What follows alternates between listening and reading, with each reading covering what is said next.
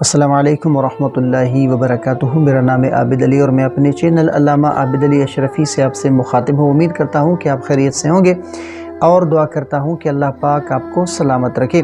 میرے پیارے بھائیوں اور بہنوں، ذرا سوچیں کہ پورا دن بھوکے پیاسے رہنے کے بعد آپ کے سامنے افطار کا وقت آیا ہے، اور اس چھوٹے سے لمحے میں ایک دعا ہے جو سب سے زیادہ قبول ہوتی ہے۔ صرف 5 منٹ لگے لیکن اثر زندگی بھر کے لیے ہوتا ہے۔ تو کیا آپ جاننا چاہتے ہیں کہ یہ دعا کیا ہے اور کیسے پڑھنی چاہیے تاکہ اللہ تعالیٰ اسے رد نہ فرمائے؟ تو اس ویڈیو کے ساتھ جڑے رہیں، ویڈیو کو آخر تک ضرور دیکھیں۔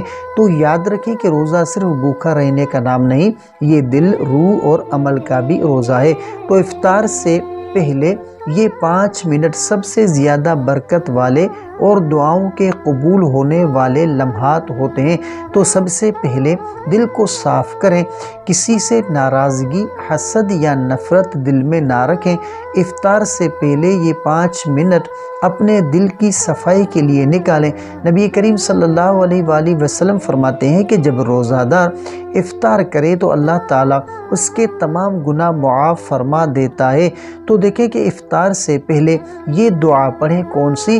اللہم انک عفو تحب العفو فاعف عنی، یعنی اے اللہ تو بخشنے والا ہے، بخشنا پسند کرتا ہے، تو مجھے معاف فرما۔ دل کی گہرائی سے مانگیں، بار بار کہیں، یقین رکھیں کہ اللہ سن رہا ہے۔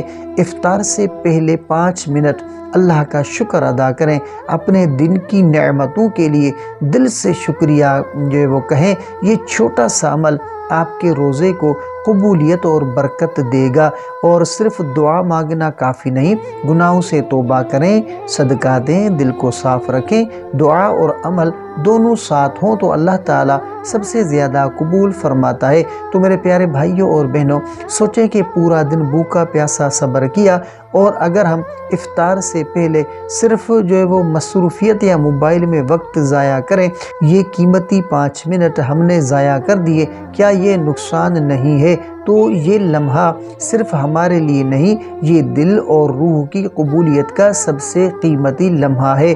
تو آئیں آج ہم عہد کریں کہ افطار سے پہلے 5 منٹ دل کی صفائی اور دل کی صفائی کے لیے دعا نکالیں، دعا پڑھیں، اللہم انک عفو تحب العفو فاعف عنی۔ اللہ سے معافی مانگیں، شکر ادا کریں اور دل صاف رکھیں تاکہ ہمارا روزہ صرف فرض نہ بلکہ قبول، بابرکت اور روحانی سکون بخشنے والا بن جائے۔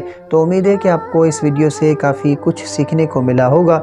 اگر یہ ویڈیو پسند آئی ہو تو ویڈیو کو لائک کریں، اور چینل پر نئے ہیں تو سبسکرائب کریں۔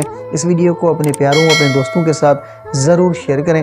اگر آپ کا کوئی ایسا خواب ہے جس کی آپ تعبیر جاننا چاہتے ہیں تو کمنٹ کر سکتے ہیں، انشاءاللہ آپ کو آپ کے خواب کی تعبیر اسلامی تعلیمات کے مطابق فراہم کی جائے گی۔ تو ملتے ہیں اگلی ویڈیو میں، تب تک کے لیے اپنا بہت سارا خیال رکھیں اور ہمیں اپنی دعاؤں میں یاد رکھیں۔ السلام علیکم ورحمۃ اللہ وبرکاتہ۔